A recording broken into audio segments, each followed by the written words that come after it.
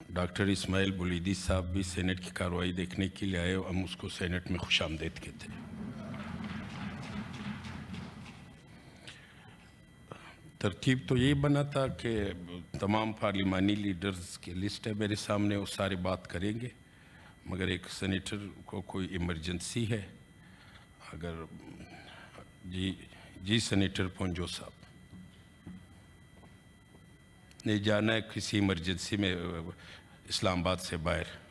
Sir, chairman साहब, आपकी बड़ी मेहरबानी, आपने मुझे मौका फराहम किया इस अहम इशू पे बात करने के हवाले से। सर, ये जो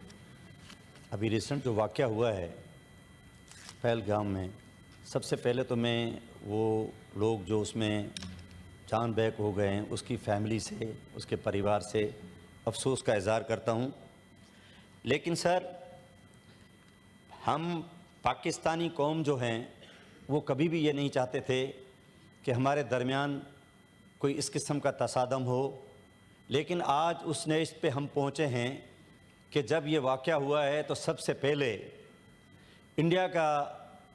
वो कातिल जिसने गुजरात में कई मुसलमानों को शहीद करवाया,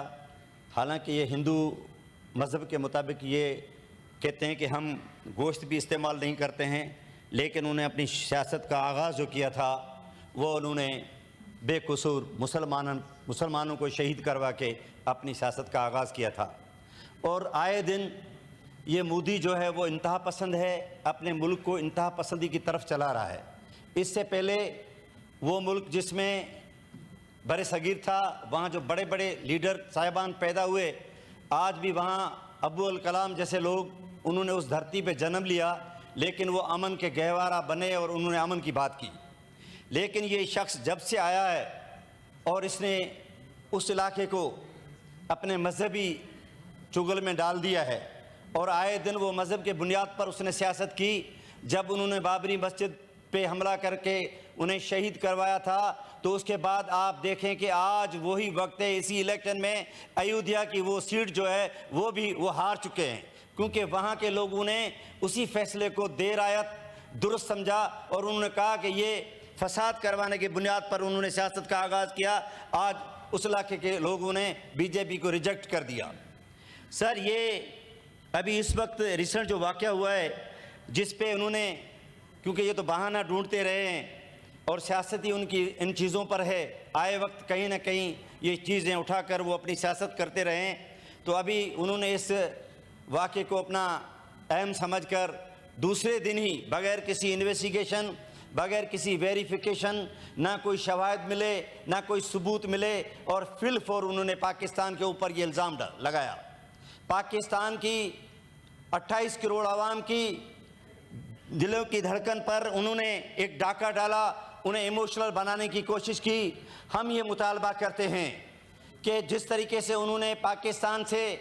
कहा कि सिंधु ताश के मुआहदे के तहत हम उनका पानी बंद करते हैं, हमें उन्हें बताना चाहते हैं कि यह आपके बड़ों में भी हिम्मत नहीं थी कि सिंधु ताश का मुआहदा जो था वो इंटरनेशनल लेवल पर है, आप उसे ख़त्म नहीं कर सकते। क्योंकि हम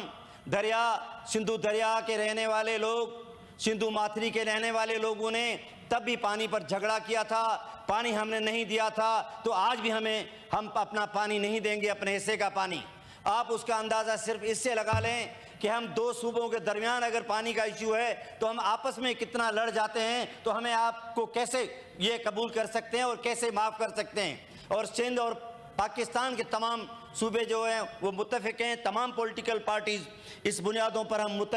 मुत्तफ़िक हैं कि हम इस मोदी की पॉलिसीज़ को रिजेक्ट करते हैं। और आए दिन हम ये कहते हैं कि इस किस्म की सियासत ये बर सगीर के लिए नुकसानकार साबित होगी। जनाब चेयरमैन साहब, इस वक्त जो इंडिया सरकार ने तमाम चीज़ों पर इमीडिएट बग़ैर किसी वेरिफिकेशन के जो बंदिशें लगाई, पहले भी जो हमारे पास खोखरा पार की ट्रेन गुजरती थी और 0 पॉइंट से जो हमारी ट्रेन का आना जाना था, जोधपुर ट्रेन, वो राजा जी की ट्रेन, वो भी पहले इंडिया ने बंद की थी। मैं आज रिकॉर्ड की दुरुस्तगी के लिए बताना चाह रहा हूँ कि वो भी हमने, पाकिस्तान की गवर्नमेंट ने बंद नहीं की थी, वो भी उन्होंने बंद की थी। और आज भी उन्होंने यही बॉर्डर पर आके वाघा बॉर्डर पे ये अपना इमिग्रेशन का सिस्टम बंद किया है तमाम वीज़ों को ख़त्म किया है। मैं इन्हें बताना चाहता हूँ, बहुत सारे ऐसे लोग हैं जो पाकिस्तान में बसते हैं, उनके रिश्तेदार भी वहाँ रहते हैं, और हिंदू मज़हब से ताल्लुक़ रखने वाले बहुत सारे लोग ऐसे हैं जो अपनी तीर्थ यात्रा करने के लिए वहाँ मुक़द्दस जगह पर जाते हैं। आज उन्हें से मना कर दिया है। हम तो यहाँ भी, क्योंकि अल्लाह ताला हर जगह पर मौजूद है, हम यहाँ बैठकर भी इबादतें कर सकते हैं, लेकिन हम आपको बताना चाहते हैं कि एक आपने बिल्कुल ही गैर मुनासिब रवैया अख्तियार करके पाकिस्तान के साथ ये अन्याय किया है। सर,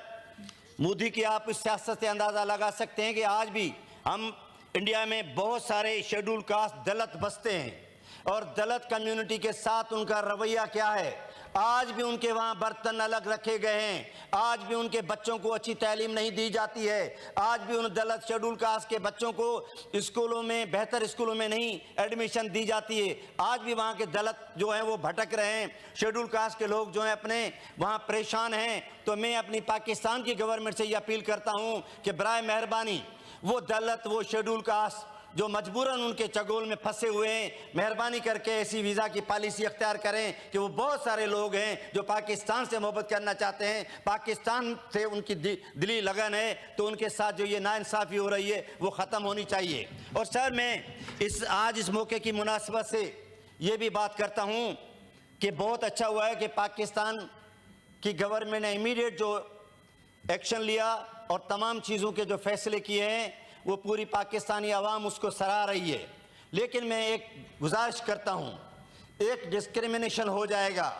कि आप एक कम्युनिटी के लिए वीज़ा की पॉलिसी अलग रख लें, और आप कहते हैं कि सिख जो हैं वो तो करतारपुर से आ सकते हैं, लेकिन यहाँ से और लोग अगर नहीं जा सकते तो काइंडली उन्हीं पे बंदिश लगाई जाए, क्योंकि जब वो हमारे लिए कोई गुंजाइश नहीं निकाल सकते हैं तो हमें भी उनके लिए गुंजाइश नहीं होनी चाहिए। पाकिस्तान जिंदाबाद। आपकी बड़ी मेहरबानी।